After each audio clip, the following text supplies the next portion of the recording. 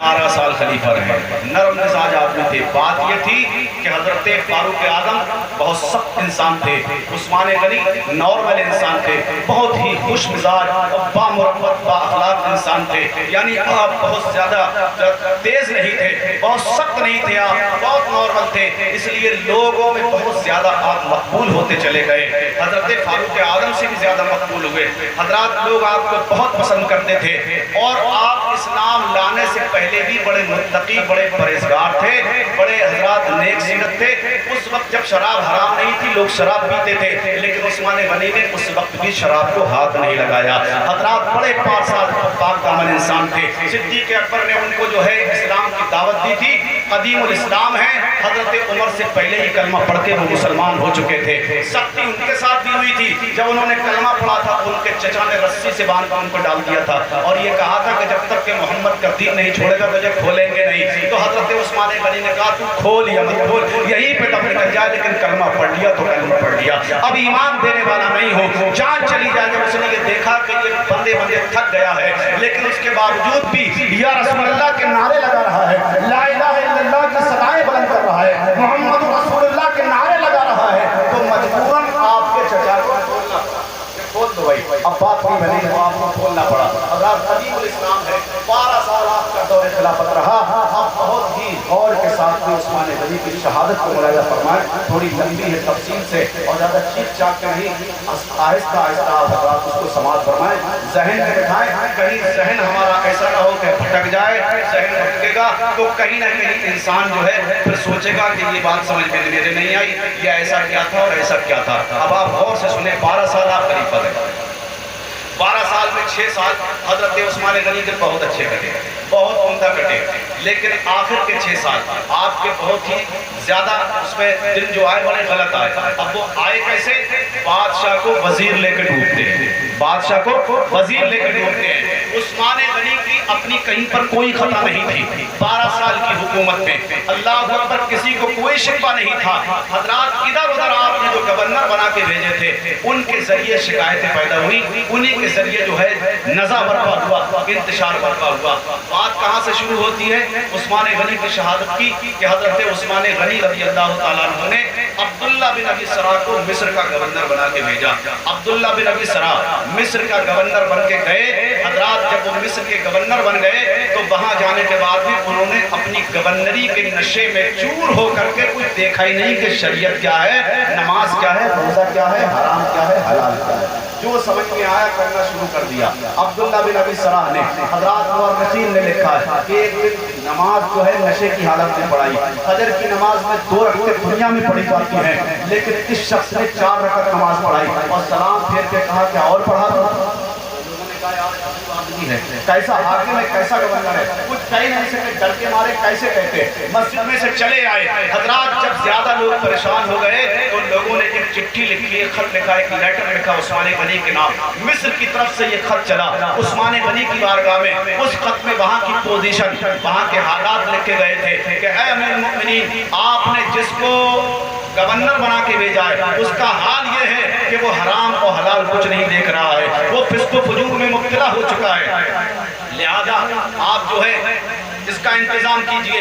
حضرات عثمان غنی رضی اللہ تعالیٰ عنہ جب خط پڑھا تو قاصد کو خط میں لکھ کر کے حضرت عثمان غنی نے عبداللہ بن ابی سرا کے نام خط لکھا اور اس میں آپ نے ڈانٹا اور فرمایا کہ میں نے تمہاری شکایت سنی ہے، آئندہ میرے پاس میں کوئی طریقہ، تمہاری کسی طریقے کی کوئی شکایت نہیں آنی چاہیے۔ یہ خط جب پہنچا عبداللہ بن ابی سرا حاکم مصر اور گورنر مصر کے پاس میں، حضرات جب خط کھولا اس نے تو وہ آگ بگولا ہو گیا کہ فلاں فلاں نے میری شکایت حضرت عثمان غنی کے پاس میں پہنچاتی ہے۔ گورنر تھا، گورنری کے نشے میں جن لوگوں نے شکایت کی تھی، جن لوگوں نے خط بھیج کر کے شکایت کی تھی، انہیں بلایا اور بلا کر کے ان کو قتل کر دیا۔ جب ان کو قتل کیا گیا حضرات، اتنے لوگوں کا جب قتل ہوا تو لوگ اور بھی زیادہ پریشان ہو گئے، ڈر گئے، ان میں خوف و ہراس پھیل گیا، ان میں دہشت پھیل گئی کہ جب اتنے لوگ صرف شکایت کرنے کی بنیاد پر قتل ہو چکے ہیں، نہ حق کا قتل ہو چکا ہے، تو پھر ہمارا حال کیا ہوگا؟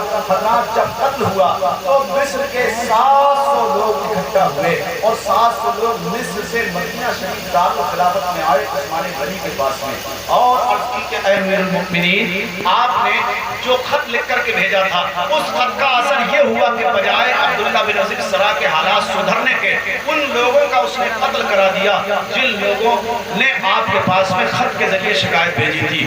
حضرت عثمان غنی رضی اللہ عنہ کی بارگاہ میں یہ مصر سے 700 لوگ آئے تھے، پورا قافلہ آیا تھا۔ عثمان غنی کے دارالخلافت میں آ کر بیٹھے اور انہوں نے بات چیت کی کہ حضرت اب بات ایسے نہیں بنے گی، آپ ایسا کیجئے عبداللہ بن ابی سرا کو وہاں سے ہٹائیے، وہاں سے معزول کیجئے اور کسی دوسرے گورنر کا انتظام فرما دیجئے۔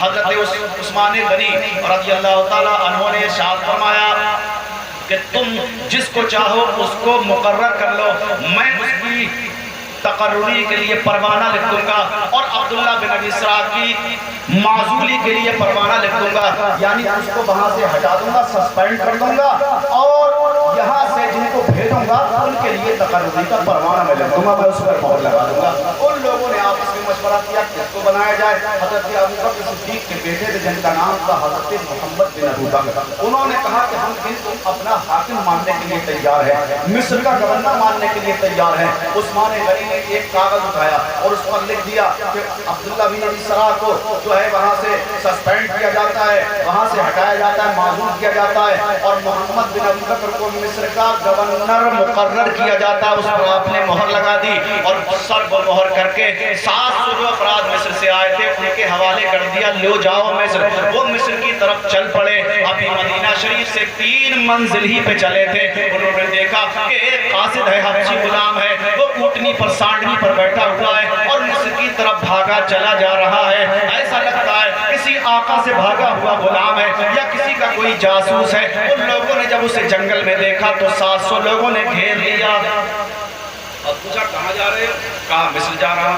کہا کس نے بھیجا ہے؟ تو اس نے کہا مجھے مروان نے بھیجا۔ پھر کہنے لگا عثمان غنی نے بھیجا۔ 2 نام اس نے لیے، کہا کچھ تمہارے پاس میں ہے؟ کہا کچھ نہیں ہے۔ تو ان لوگوں نے کہا کہ اب اس کا جھاڑا لو۔ جھاڑا لیا تو مشکلے میں خط لکھا، خط نکلا، اس خط کے اندر لکھا ہوا تھا عثمان غنی کی مہر لگی ہوئی تھی۔ توجہ سننا، بہکانا مت ذہن تھوڑی کو۔ عثمان غنی کی نیچے مہر لگی ہوئی تھی اور اس وقت میں لکھا ہوا تھا اے عبداللہ بن ابی سرا، جیسے ہی یہ لوگ وہاں پہ پہنچے محمد بن ابو بکر کو فوراً قتل کر دو اور خط کو جلا ڈالو، قلم کر دو، خط کسی کے ہاتھ نہیں لگنا چاہیے۔ اور نیچے مہر لگی ہوئی عثمان غنی کی۔ جب اس لیٹر پیڈ کو دیکھا، اس مہر کو دیکھا تو 700 لوگ چکر میں پڑے۔ جب چکر کی بات ہوئی کہ حضرت نے ابھی تو بھیجا ہے ہمیں حاکم مصر بنا کر حضرت محمد بن ابی بکر کو، اور اس کی تنزلی اس کی جو ہے معزولی کا پروانہ آپ نے لکھنے کا وعدہ فرمایا۔ اب یہ کیسا معاملہ، یہ شخص کہاں جا رہا ہے؟ یہ کوئی سازش ہماری سمجھ میں نہیں آتی۔ حضرات اس غلام کو وہیں پہ پکڑ لیا اور اس اونٹنی کا، اس سانڈنی کو جو ہے لگام بھی وہیں پہ پکڑی، اور وہ 700 لوگ بجائے مصر جانے کے واپس چلے آئے عثمان غنی کے پاس، اور وہ 700 لوگ آئے عثمان غنی کے پاس اور انہوں نے آ کے عثمان غنی کے دربار میں وہ خط رکھ دیا کہ حضرت یہ کیا معاملہ ہے، ذرا ہمیں یہ سمجھا دیجیے۔ عثمان غنی نے جب یہ دیکھا کہ اس کے اندر یہ لکھا ہوا ہے، نیچے مہر لگی ہوئی ہے، تو آپ کی بھی حیرت کی انتہا نہ رہی۔ لوگوں نے پوچھا کہ حضرت آپ نے لکھا ہے؟ آپ نے فرمایا نہیں۔ کہا مہر کس کی؟ کہا مہر میری ہے۔ کہا غلام کس کا ہے؟ میرا۔ کہا سانڈنی کس کی ہے؟ میری۔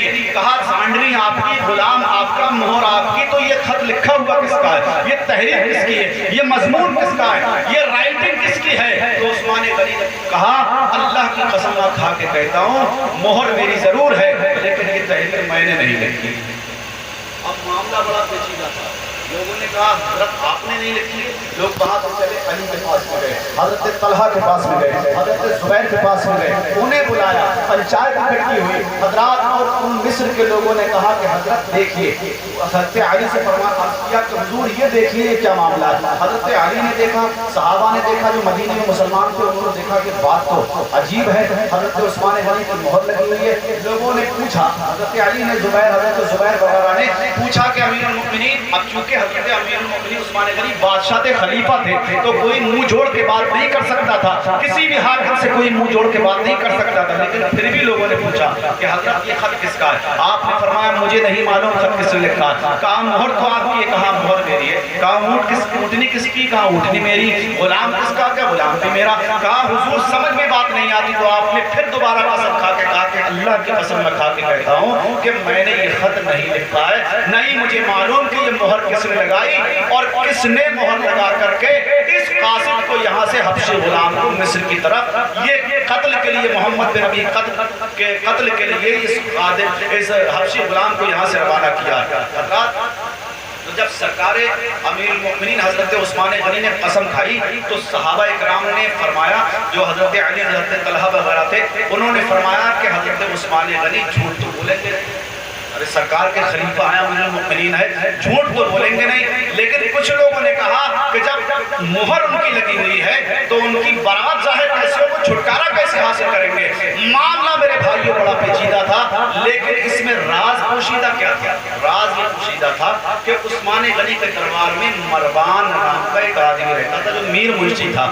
مروان نام کا جو آدمی تھا وہ میر منشی تھا حضرات، اور منشی کے ہاتھ میں سب کچھ ہوتا ہے، اسے پتا ہوتا ہے مہر کہاں رکھی ہوئی ہے، کاپی کہاں رکھی ہوئی ہے، لیٹر پیڈ کہاں رکھا ہوا ہے۔ حضرات اس کا معاملہ یہ تھا کہ اس نے مروان نے محمد بن ابی بکر کے قتل کے لیے اس لیے لکھا تھا کہ محمد بن ابی بکر سے اندر سے الرجی تھی۔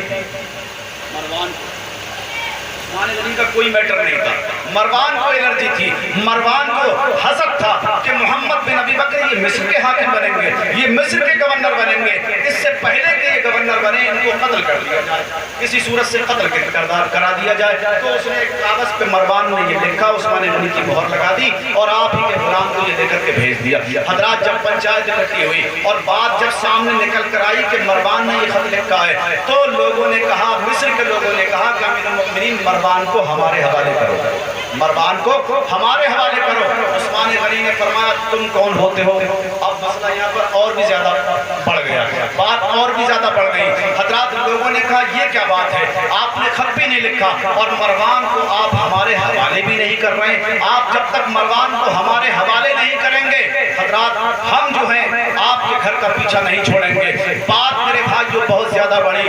حضرت عثمان غنی رضی اللہ تعالیٰ عنہ امیر المؤمنین تھے، خلیفۃ المسلمین تھے، وقت کے حاکم تھے، اور اصول یہ ہے اگر کوئی منتری سنتری، اگر کوئی میر منشی بدی اگر کوئی جرم کر دیتا ہے تو جنتا اس کو سزا نہیں دیتی ہے حضرات، قانون اس کو سزا دیتا ہے، سنویدھان اس کو سزا دیتا ہے، حاکم اس کو سزا دیتا ہے۔ تو حضرت امیر المؤمنین کا جو سنویدھان تھا، آپ حاکم تھے، آپ جو ہے مسلمانوں کے خلیفہ تھے، آپ بادشاہ تھے، آپ نے فرمایا تمہیں کوئی حق نہیں پہنچتا ہے، اس کی سزا میں اور بات کی جائے کہ سزا حاکم دے گا، جنتا سزا تھوڑی دے گی، رعایا سزا تھوڑی دے گی۔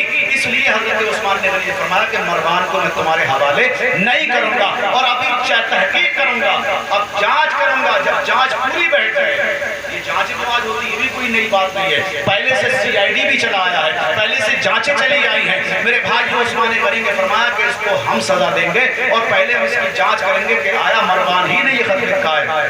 میرے بھائیو پھر کیا تھا، جب مروان کو ان کے حوالے حضرت عثمان غنی نے نہیں کیا، مصر کے جو 700 لوگ آئے تھے انہوں نے حضرت عثمان غنی کے گھر کو چاروں طرف سے گھیر لیا اور یہاں تک کہ پانی بند کر دیا۔ اللہ اکبر کبیرہ، 6 دن تک متواتر آپ پہ یا 40 دن تک آپ پر متواتر پانی بند رہا۔ میرے بھائیو حضرت عثمان غنی پر پانی بند کیا گیا۔ یہ وہ عثمان غنی تھے جنہوں نے مدینے میں مسلمانوں کے نام کنواں جاری کیا تھا، آج ان پر پانی بند کیا گیا ہے حضرات۔ اس کے بعد میں پانی بند کیا گیا، لوگ چاروں طرف سے آپ کے گھر کو محاصرے میں لے لیتے ہیں، گھر کو گھیر لیتے ہیں۔ حضرت علی کرم اللہ تعالیٰ وجہ کریم نے جب یہ دیکھا کہ لوگوں نے حضرت عثمان غنی کو گھیر رکھا ان کے گھر کو، تو آپ نے امام حسن و حسین کو 2 تلواریں لے کر، پہلے تو آپ نے پانی کا مشکیزہ لے کر بھیجا تھا کہ جاؤ عثمان غنی کو کسی طریقے سے پانی ان کے گھر تک پہنچا دو، لیکن حضرات جو مصر کے بلوائی تھے، مصر کے جو لوگ آئے ہوئے تھے، انہوں نے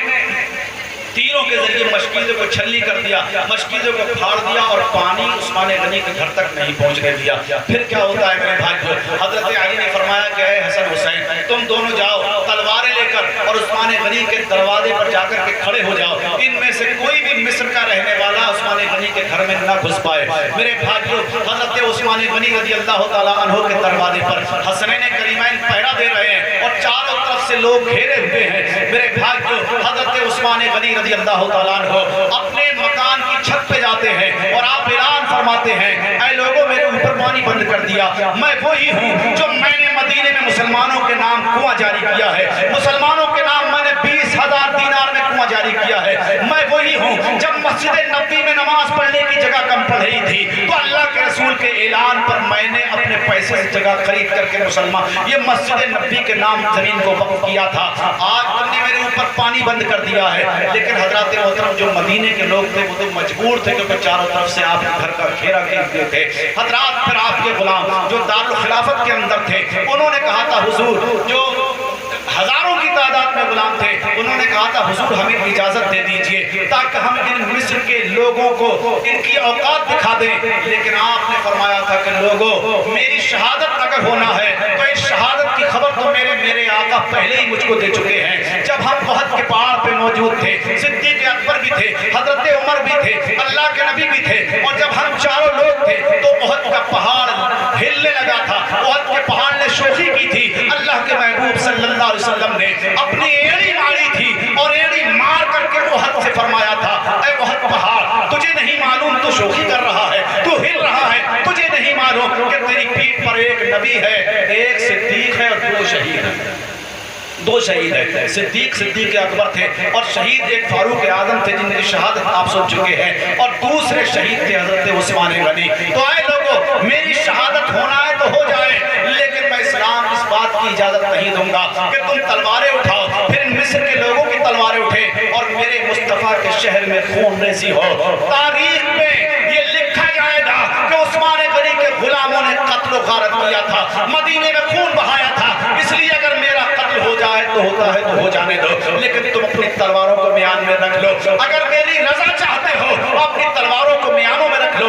غلام حاضر تھے، مدینے کے کچھ مسلمان بھی کہہ رہے تھے حضور اجازت دو، تو ہم ان کو ابھی ان کو مزہ چکھا دیتے ہیں۔ یہ کون ہے؟ یہ وہی لوگ تو ہیں، اللہ اکبر کبیرہ، کہ ہماری تلوار کے ڈر سے یہ بھاگتے تھے اور انہوں نے کلمہ پڑھا ہے تو ہماری تلواروں کی ڈر کے سے پڑھا ہے، ابھی ہم ان کو ان کی اوقات دکھا دیں گے۔ لیکن حضرت عثمان غنی نے فرمایا نہیں، میں ایسا نہیں چاہتا، میں تلواریں نہیں نکلنے دوں گا، میں قتل و غارت نہیں ہونے دوں گا، میں خون ریزی نہیں ہونے دوں گا، میں جنگ و جدال نہیں ہونے دوں گا، میں اتنا بڑا فساد برپا نہیں ہونے دوں گا۔ حضرت عثمان غنی نے اپنے غلاموں کو بھی سمجھا دیا کہ میری رضا چاہتے ہو تو تلواروں کو نیچے رکھ دو، تلواریں مت نکالو۔ میرے بھائیوں آپ اجازت دے دیتے تو ایک اشارے میں اتنے غلام تھے کہ وہ 700 ہی تو لوگ تھے، حضرات محترم ان کا خون بہہ جاتا، عثمان غنی بچ جاتے، لیکن اللہ کے نبی کا فرمان سچا ہونا تھا، وہ 700 لوگ محاصرہ کرے رہے حضرات، اور اسی طاق میں تھے کہ عثمان غنی کو اب کیسے گھیرا جائے۔ حضرات کوئی صورت نہیں بنی، انہوں نے کہا کہ ہم عثمان غنی کو مصر کے لوگوں نے کہا کہ ہم ان کو خلیفہ نہیں مانتے، ان کو چاہیے کہ خلافت سے دستبردار ہو جائیں۔ پھر کیا تھا، 3 لوگ یا 2 لوگ عثمان غنی کے گھر میں جب ان کا کوئی جگاڑ نہیں بنا تو دارالخلافت کے پیچھے سے مکان سے گھس کے چھت کے ذریعے سے گھر کے اندر داخل ہوئے۔ آپ کی بیوی حضرت نائلہ رضی اللہ تعالیٰ عنہ گھر کے اندر موجود تھی، 3 لوگ گھسے تھے حضرات، اس میں ایک نام حضرت ابو بکر کے بیٹے محمد بن ابو بکر کا بھی آیا ہے، اللہ اکبر کبیرہ۔ حضرات جب یہ گھسے عثمان غنی رضی اللہ تعالیٰ عنہ کے مکان میں اور جانے کے بعد جب عثمان غنی کی طرف بڑھے تھے تو عثمان غنی رضی اللہ تعالیٰ عنہ نے انہیں ڈانٹا تھا، آپ کی بیوی بچانے کے لیے بڑھی تو ایک ظالم نے ان کو دھکا دیا تھا عثمان غنی کی۔ حضرات عثمان غنی نے جب دھکا دیا تھا حضرت عثمان غنی کی بیوی کو جب دھکا دیا تھا، عثمان غنی نے یہ دیکھ کر کے ارشاد فرمایا تھا اللہ اس کے دونوں ہاتھوں کو کاٹ دے، اس کے پاؤں کو کاٹ دے، اسے جہنم میں ڈال دے اور اس کو اندھا کر دے۔ اللہ اکبر، یہ دعا حضرت عثمان غنی کی زبان سے نکلی تھی اور اس کے بعد میں حضرت عثمان غنی کے گھر میں گھس کر آپ کو شہید کر دیا گیا۔ انا للہ و انا الیہ راجعون۔ حضرات یہ بات کب کی تھی؟ حضرت فاروق اعظم ذی الحج کی 29 تاریخ کو 26 تاریخ کو آپ کے اوپر وار کیا گیا اور 29 تاریخ کو آپ کی شہادت ہوئی، دنیا سے آپ نے پردہ فرمایا۔ اور عثمان غنی 82 سال کی عمر میں 12 سال خلافت کے امور انجام دینے کے بعد میں حضرت عثمان غنی رضی اللہ تعالیٰ عنہ ذی الحج کے ایام تشریق میں، یعنی یہ جو بقرعید کی جو 10، 11، 12، 13 تاریخ جو ایام تشریق یعنی جن دنوں میں حج کیا جاتا ہے، ان دنوں میں حضرت عثمان غنی رضی اللہ تعالیٰ عنہ کی شہادت ہوئی۔ حضرات آپ کے جنازے کو تیار کیا گیا اور جنت البقیع میں آپ کے جنازے کو دفن کر دیا گیا۔ ایک مدت تک میرے بھائیو، جب تک ترکی حکومت تھی، حضرت عثمان غنی کا مقبرہ بنا ہوا تھا، آپ کی درگاہ بنی ہوئی تھی، لیکن جب سے سعودی حکومت آئی، عثمان غنی کے مزار کو توڑ دیا گیا، مزار کو توڑا گیا، آپ کا جو قبہ بنا ہوا تھا اس کو توڑا گیا۔ آج حال یہ ہے، جنت البقیع میں ہم گئے تو ہم نے پوچھا تھا کہ عثمان غنی کا مزار کون ہے، اخرج یہاں سے جاؤ، کسی نے پتہ نہیں بتایا۔ یہاں تک کہ رسول اللہ کی شہزادی خاتون جنت کا مزار بھی وہیں پہ ہے، وہ بھی کسی نے نہیں بتایا۔ آج کوئی جنت البقیع کے اندر پہچان ہی نہیں ہے کہ عشرہ مبشرہ کی قبر کہاں ہے، حضرت امام حسن کی قبر کہاں ہے، حضرت عائشہ صدیقہ کی قبر کہاں ہے۔ 10,000 صحابہ اکرام جنت البقیع کے اندر دفن ہے، لیکن کسی کی قبر کا کوئی نشان نہیں۔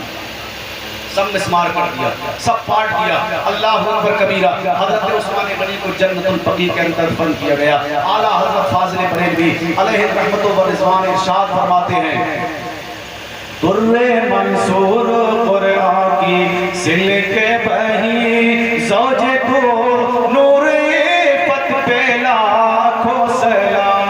زوج تو نور عفت پہ لاکھوں سلام۔ زوج کہتے ہیں شوہر کو، اور دو نور سے وہی مراد ہے حضرت رقیہ اور حضرت ام کلثوم۔ اسی کو اعلیٰ حضرت شعر میں فرماتے ہیں، زوج دو نور عفت پہ لاکھوں سلام۔ اور فرماتے ہیں آگے، یعنی عثمان صاحب قمیص ہدا، اللہ پوش شہادت پہ لاکھوں سلام۔ اللہ کہتے ہیں لباس کو، اللہ پوش شہادت پہ لاکھوں سلام۔ شہادت کا لباس پہننے والے حضرت عثمان غنی، اللہ کے نبی نے پہلے ہی فرمایا تھا کہ آپ کو ایک قمیص پہنائی جائے گی۔ اس قمیص کا مقصد یہی تھا، اور اللہ کے نبی نے جو یہ ارشاد فرمایا تھا کہ مصیبت آنے والی، وہ مصیبت وہی تھی جو حضرت عثمان غنی کی شہادت ہوئی۔ زوجۃ نور عفت پہ لاکھوں سلام، یعنی عثمان صاحب قمیص ہدا، اللہ پوش شہادت پہ لاکھوں سلام۔ آخری بات اور سن لو، وہ جس نے دھکا مارا تھا عثمان غنی کی بیوی کو، اور جو عثمان غنی رضی اللہ تعالیٰ عنہ نے جس کے تعلق سے فرمایا تھا کہ اس کے ہاتھ کٹ جائیں، پاؤں کٹ جائے، یا اندھا ہو جائے، یہ جہنم میں چلا جائے، حضرات تینوں دعائیں قبول ہوئی، اور ایک دعا مرنے کے بعد اللہ نے ضرور اس کو جہنم میں پہنچایا ہوگا۔ اس کا اقرار کسی اور نے نہیں کیا تھا۔ حضرات ایک صاحب کہتے ہیں، غالباً ان کا نام ابو قلابہ ہے، وہ کہتے ہیں جب میں گیا ملک شام تو میں نے ایک آدمی کو دیکھا، اس کے ہاتھ کٹے پڑے ہیں، پاؤں کٹے پڑے ہیں، آنکھوں سے اندھا ہے، زمین میں کھچڑ رہا ہے، اپنے آپ کو گھسیٹ رہا ہے، اور یہ کہہ رہا ہے میں ہلاک ہو گیا، برباد ہو گیا، میں جہنم میں چلا جاؤں گا، میں جہنمی ہوں۔ آپ نے پوچھا تھا کہ کس جرم کی پاداش میں کون سا گناہ کیا تیرے ہاتھ کٹ گئے، پاؤں کٹ گئے؟ تو کہنے والا کہہ رہا تھا کہ بات کچھ اور نہیں، عثمان غنی کو جو شہید کرنے والے لوگوں میں سے ایک میں بھی تھا، میں بھی گھر میں گھسا تھا، میں نے عثمان غنی پر جو ہے وار کرنا چاہا تھا، تو آپ کی بیوی آئی تھی، میں نے انہیں دھکا مار دیا تھا،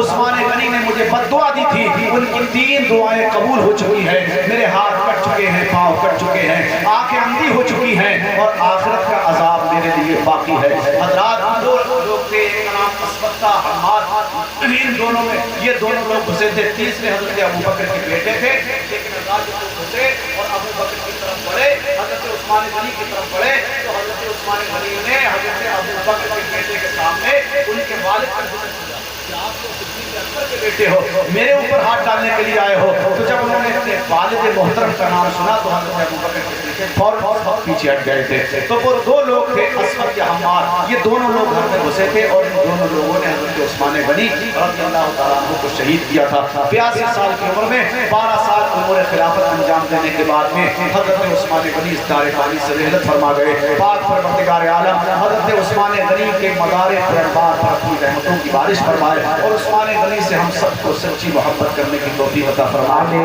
شریف پڑھنے لا الہ الا اللہ محمد رسول اللہ۔